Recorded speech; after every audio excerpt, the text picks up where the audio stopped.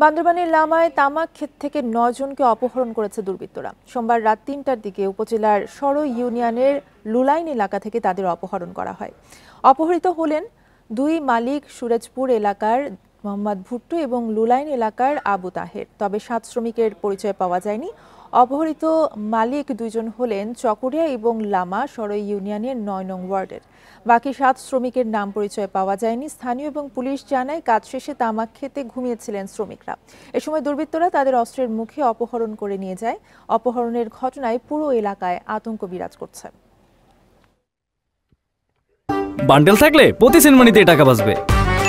বিকাশ send money bundle কিনে জিতুন প্রতি লেনদেনে। এ বিষয়ে আরো জানাতে আমাদের সাথে বান্দরবান থেকে যুক্ত আছেন সহকর্মী মংখিং মারমা। মংখিং, আপনি জানাবেন যে যারা অপহৃত হয়েছে তাদের বিষয়ে কোনো তথ্য এখনো পর্যন্ত পাওয়া গেছে কিনা?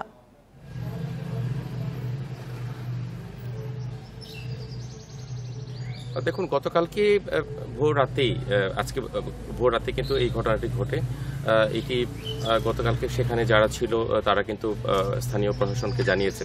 তো আজকে সকালে যেটি জানতে পারলাম, এখানে সর্বমোট ৯ জনকে অপহরণ করা হয়েছে।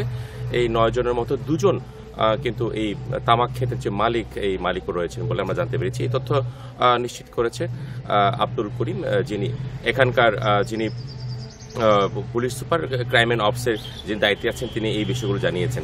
আরেকটি বিষয় জানাতে চাই যে এই লামার সরই ইউনিয়নে দীর্ঘদিন ধরে আসলে এই ধরনের অপহরণ ঘটনাগুলো ঘটছে। এটি মূলত লামার সরই এবং লামার সাথে নাইকিংছড়ি কিছু পয়েন্টগুলোতে যে সন্ত্রাসী যারা আছেন, যে দুর্বৃত্ত যারা আছেন, তারা কিন্তু এই সুযোগ বুঝে এই সকল অপহরণদেরকে বিভিন্ন সময় চাঁদা দাবি করে এবং তাদের কাছ থেকে অর্থ বিনিময়ে তাদেরকে অপহরণ করে থেকে থাকেন। গত ২ মাসে কিন্তু এই লামার সরই এবং লামার বিভিন্ন জায়গায় তামাক ক্ষেত এবং রাবার শ্রমিকদেরকে তারা কিন্তু অপহরণ করেছে এবং গত ২ মাসে কিন্তু ৪০ জনকে অপহরণ করেছে। তারা কিন্তু তাদের যে মুক্তিপণের মাধ্যমে কিন্তু তাদেরকে ছেড়ে দেওয়া হয়েছে। এই ধরনের খবর কিন্তু আমরা সবসময় পেয়ে থেকে থাকি। তো আজকে যে বিষয়গুলো হয়েছে এবং সেখানে যে ৯ জনকে অপহরণ করা হয়েছে তাদের পরিচয় ২ জন মালিক আছে বলে আমরা জানতে পেরেছি। বাকি যে ৭ জন শ্রমিক রয়েছে তাদের নাম ঠিকানা কিন্তু এখনো পর্যন্ত পায়নি।